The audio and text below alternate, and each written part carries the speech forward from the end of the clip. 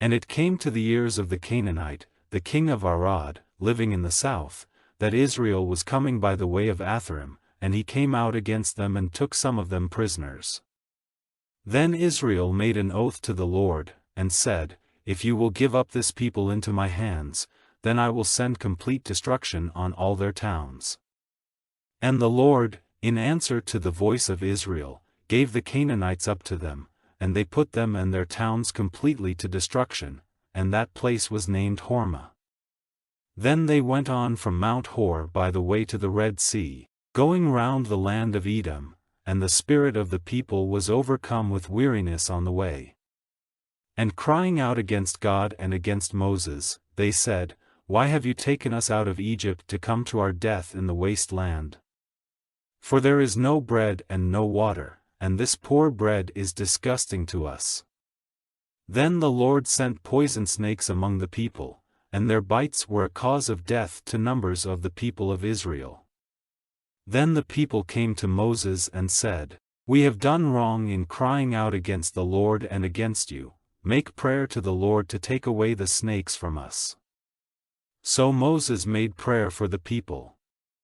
And the Lord said to Moses, Make an image of a snake and put it on a rod, and anyone who has been wounded by the snakes, looking on it will be made well.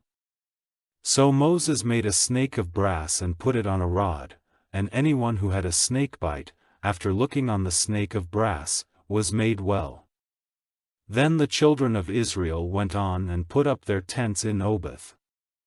And journeying on again from Oboth, they put up their tents in Iabrim, in the waste land before Moab looking east.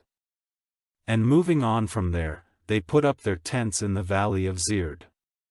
From there they went on and put up their tents on the other side of the Arnon, which is on the waste land at the edge of the land of the Amorites, for the Arnon is the line of division between Moab and the Amorites. As it says in the book of the Wars of the Lord, Vaheb and Suphah, and the valley of the Ammon, the slope of the valleys going down to the tents of Ar and touching the edge of Moab. From there they went on to Beer, the water spring of which the Lord said to Moses, Make the people come together and I will give them water. Then Israel gave voice to this song, Come up, O water spring, let us make a song to it. The fountain made by the chiefs, made deep by the great ones of the people, with the lawgiver's rod, and with their sticks. Then from the waste land they went on to Mattanah. And from Mattanah to Nahaliel, and from Nahaliel to Bamoth. And from Bamoth to the valley in the open country of Moab, and to the top of Pisgah looking over Jeshimon.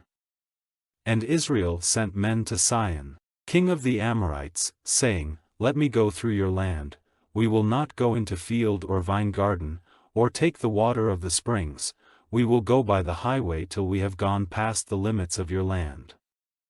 And Sihon would not let Israel go through his land, but got all his people together and went out against Israel into the waste land, as far as Jahaz, to make war on Israel. But Israel overcame him, and took all his land from the Arnon to the Jabbok, as far as the country of the children of Ammon, for the country of the children of Ammon was strongly armed. And Israel took all their towns, living in Heshbon and all the towns and small places of the Amorites. For Heshbon was the town of Sihon, king of the Amorites, who had made war against an earlier king of Moab and taken from him all his land as far as the Arnon. So the makers of wise sayings say, Come to Heshbon, building up the town of Sihon and making it strong.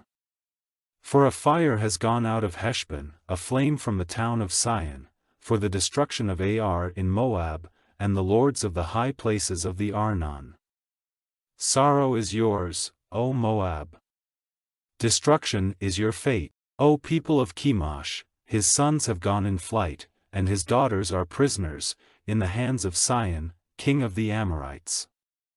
They are wounded with our arrows, destruction has come on Heshbon, even to Dibon, and we have made the land waste as far as Nophah, stretching out to Medeba. So Israel put up their tents in the land of the Amorites. And Moses sent men secretly to Jazer, and they took its towns, driving out the Amorites who were living there. Then turning they went up by the way of Bashan, and Og, king of Bashan, went out against them with all his people, to the fight at Edrei. And the Lord said to Moses, Have no fear of him, for I have given him up into your hands, with all his people and his land. Do to him as you did to Sihon, king of the Amorites, at Heshbon. So they overcame him and his sons and his people, driving them all out, and they took his land for their heritage.